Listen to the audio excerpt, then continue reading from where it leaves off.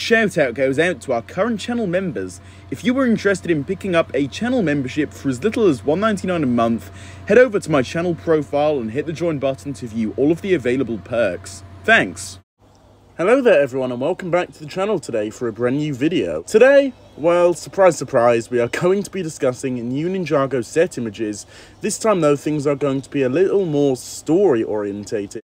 As, well, some people out there are starting to wonder if some of the figures right here in front of us may be a dead giveaway as to what villains we are going to be getting for the 2023 Ninjago installment set to release. Now, to get the obvious question out of the way, what are these figures I'm talking about?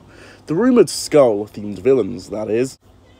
So what you're seeing up on screen now are some images for some of these new villain minifigures that we have that will be coming in the 2023 January wave. So from left to right, we've got the Bone King, which is presumably going to be the big bad guy for this season, in the core equivalent of that at least. We've got the Bone Knight, which is going to be some form of generic grunt, if I had to guess. And then we've got the Bone Warrior, which is another form of grunt. Or maybe the Bone Knight is going to be the second in command of this big army or something. But yeah, you guys get the point. These are some of the villains we are going to be getting, and I believe these are the only variations of some of these figures coming in the sets. So we're going to be getting a lot of repeats, especially of the Bone Warrior and whatnot. So yeah, this is what we can expect from this core wave.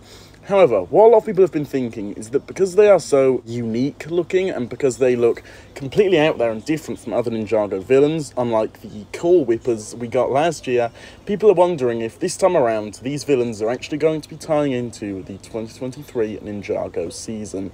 And to be honest, I do see where people are coming from with this. I mean, because they do look so unique, people just assume that, right? And because they have all of these cool weapons, you know, it seems as though maybe they're shaping up to be something bigger than just some villains to be used for a core wave. At the same time, though, I do not think we will see them outside of the core theme and outside of maybe some core shorts.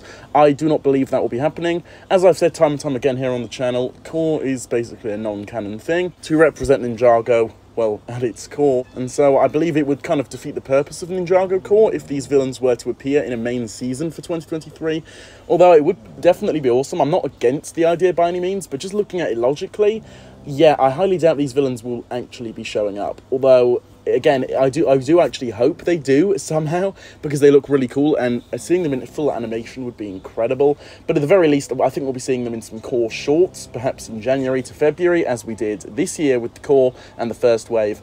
But yeah, I see where people are coming from though. I see why these are maybe a bit different in people's eyes compared to the other villains we had for the first core wave, because looking back at the orange snakes we had, I completely forget their names, I just called them the core whippers really.